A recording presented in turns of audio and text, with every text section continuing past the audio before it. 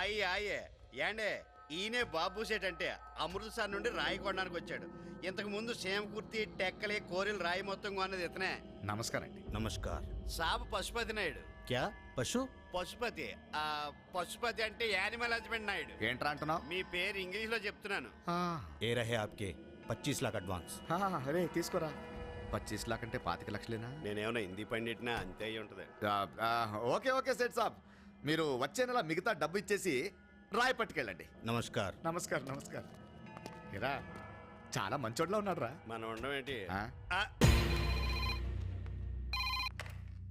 Hello ఏక్ minute అన్నా. సేట్ phone ఉన్నామని చెప్పనా లేవని చెప్పనా? ఉన్నా లేనట్టే కదా. सेठ वो नए ऊपर चले गया. नहीं नहीं नहीं वो ऊपर नहीं मैड మీద चले गया.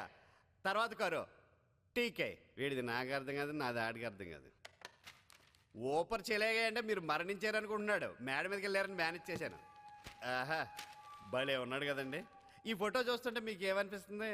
నీకేమనిపిస్తుంది? చచ్చిపోవాలనిపిస్తుంది. నేనా నువ్వా? నాకేందోలా. నేనే కానీ మీ ప్లేస్లో ఉంటే వాడికి నన్ను చంపే అవకాశం ఇవ్వనండి.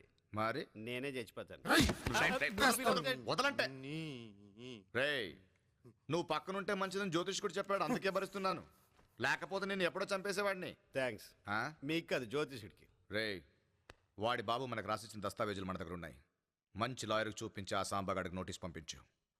వాడే మన దారికి వస్తాడు.